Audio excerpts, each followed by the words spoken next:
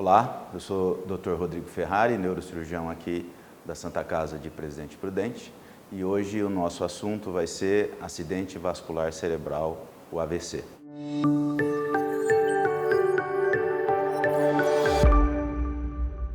O que é um AVC? O AVC, o acidente vascular cerebral, ou AVE, acidente vascular encefálico, são sinônimos.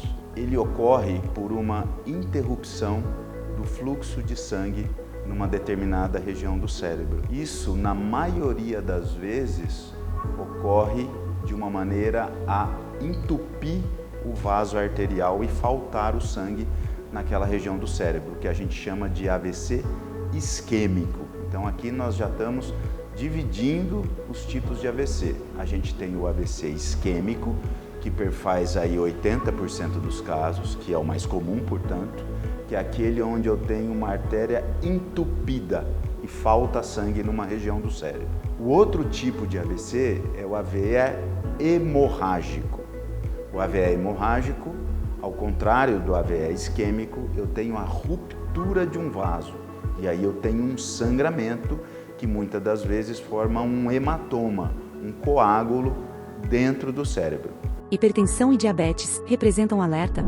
A hipertensão arterial e o diabetes mellitus são os grandes vilões enquanto fatores de risco para poder proporcionar o AVE isquêmico e também o AVE hemorrágico, aquele que ocorre dentro do cérebro. Tanto hipertensão arterial quanto diabetes mellitus, associando-se a eles o tabagismo, quer dizer, o hábito de fumar, obesidade, sedentarismo, problemas no metabolismo das gorduras, quanto triglicérides, colesterol, são fatores de risco bem conhecidos que vão proporcionar um enrijecimento da parede arterial dos vasos cerebrais.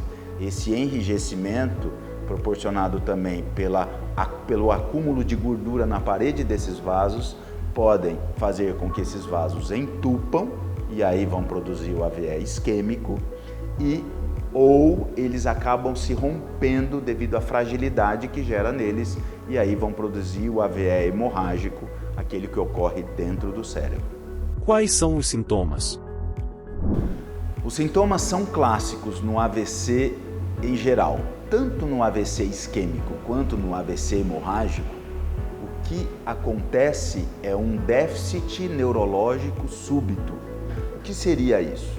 A paralisia de um lado do corpo de maneira abrupta, por exemplo, ou uma dificuldade abrupta de falar, ou uma dificuldade abrupta visual, pode ser bilateral, pode ser unilateral, ou um quadro abrupto de falta de equilíbrio. Esses são sintomas que classicamente ocorrem de maneira súbita, não é algo que vai acontecendo aos poucos, devagarinho. Outro dado importante relacionado aos AVCs é que isso normalmente está relacionado em pessoas que têm os fatores de risco já mencionados.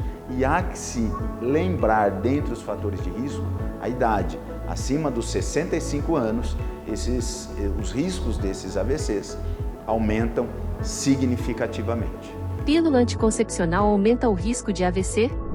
Essa é uma pergunta muito frequente e a resposta é sim. Pílula anticoncepcional aumenta risco de AVC na população feminina jovem. Isso é algo para ser conversado constantemente com o seu ginecologista.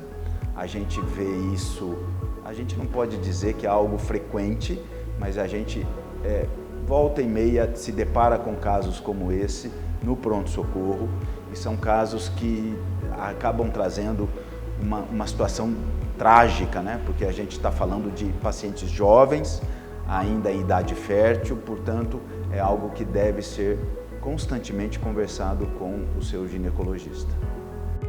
Tem como prevenir? Sim, tem como prevenir o AVC, claro que sim. A prevenção do AVC faz em cima dos fatores de risco que a gente pode mudar. Qual é o fator de risco que a gente não pode mudar?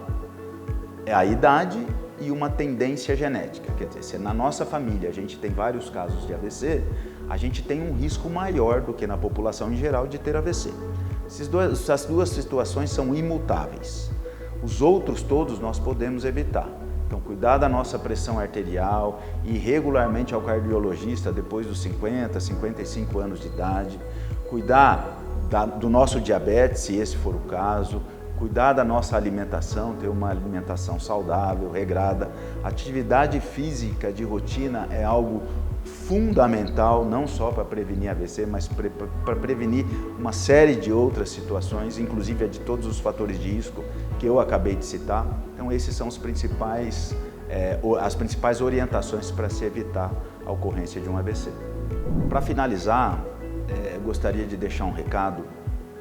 Hoje há muita discussão e questionamento a respeito das vacinas, se elas seriam um problema na ocorrência dos AVCs. Então a resposta é não.